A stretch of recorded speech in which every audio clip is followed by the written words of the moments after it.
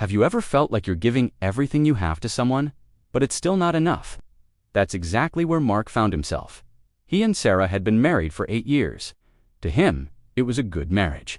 He worked a demanding job, yes, but it was all for her, for their future. He'd come home tired, but seeing her smile was supposed to make it all worthwhile. Lately, though, that smile had been rare. It was replaced by a kind of polite distance. When he tried to talk to her, to bridge the growing gap between them, she would sigh and say something vague. "It's nothing, Mark, I'm just tired." But it felt like more than that. The air in their home, once filled with easy laughter, was now thick with unspoken words. He tried everything he could think of. He suggested date nights, but she was always too busy or not in the mood. He bought her flowers, her favorite kind, but she'd just put them in a vase with a quiet thank you, her eyes somewhere else entirely. He felt like he was living with a ghost, a beautiful, sad echo of the woman he had married. One evening, he came home early, hoping to surprise her. He found her sitting on the sofa, staring at her phone, a strange, soft smile on her face, a smile he hadn't seen directed at him in months.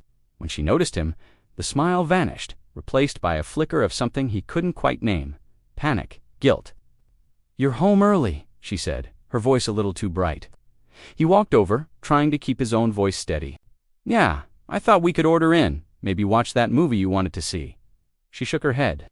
"I've already made plans with a friend. Mark, I'm sorry." She stood up and hurried to get ready, leaving him alone in the living room with the silence and his own mounting dread. He knew something was wrong, deeply wrong, but he didn't want to believe it. This was Sarah, his Sarah, the woman he had vowed to spend his life with. There had to be an explanation. He told himself he was just tired, stressed from work, letting his imagination run wild. But the seed of doubt had been planted, and it was starting to grow. A few weeks later, the silence was finally broken, but in the most shattering way possible.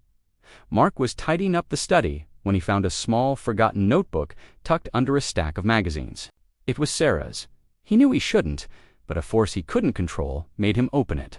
The pages were filled with her familiar, elegant handwriting, but the words were alien. They were love letters, passionate, detailed letters, but they weren't for him. They were addressed to a man named Alex. She wrote about their secret meetings, the thrill of their conversations, how Alex understood her in a way she claimed Mark never could. His world tilted on its axis. Every line he read was a fresh wound. She wrote, "You give me the kind of love I've been starving for. The emotional connection, the deep talks. Mark is a good man, he provides, but he doesn't see me, not the real me." Reading those words felt like a punch to the gut. He provided? Was that all he was to her? A walking wallet. The anger came first, a hot, white-hot rage. How could she do this? After everything he had done for them, for their life together, he had sacrificed his time, his energy, pouring it all into his career to build a comfortable life for her. He thought that was what love was: providing, protecting, building a safe harbor. He confronted her that night. He didn't yell. His voice was eerily calm as he held up the notebook. "Who is Alex?" Sarah's face went pale. For a moment, she tried to deny it, but the evidence was right there in her own handwriting. The dam finally broke, and the truth came flooding out in a torrent of tears and confessions. She told him she felt lonely, that while he was busy providing, she was emotionally starving. She said she needed a different kind of love, one that wasn't about security and material things, but about shared feelings and intellectual connection. She said Alex gave her that. Mark listened, the anger inside him slowly cooling into a vast, empty cold. A different kind of love. Why hadn't she told him? Why hadn't she said, "Mark, I need you to talk to me more. I need to feel seen"? Instead, she had sought comfort in another man's arms. She didn't give him a chance to be the man she needed. She just replaced him. "So you didn't love me," he said, the words feeling like ash in his mouth. "You just loved what I could give you." She insisted she did love him, but it was a complicated, confusing love. But for Mark, it wasn't complicated at all. It was a simple, brutal betrayal. Love doesn't keep secrets like that. Love doesn't write love letters to someone else. In the weeks that followed, they tried counseling. The therapist talked about communication styles and love languages.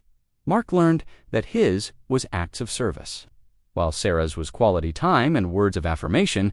It all made sense on paper, but the knowledge couldn't heal the wound. It couldn't erase the images his mind conjured of her with Alex.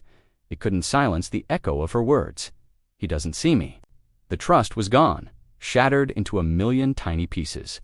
Every time she was late, every time she looked at her phone, the suspicion would creep back in. He realized he couldn't live like that, and he couldn't look at her without seeing her betrayal. The divorce was quiet and civil. They sold the house they had built together, the house where he thought they would grow old. They divided the life he had worked so hard to build. The day it was all finalized, he felt a strange mix of profound sadness and quiet relief. It took a long time for Mark to heal. He had to rebuild his idea of himself, of what love was. He had to learn that providing for someone wasn't enough if you weren't also present with them. It was a painful, difficult lesson. He realized that a relationship is a partnership in every sense of the word. You have to work together, communicate, and be willing to meet each other's needs, not just the ones you think are important.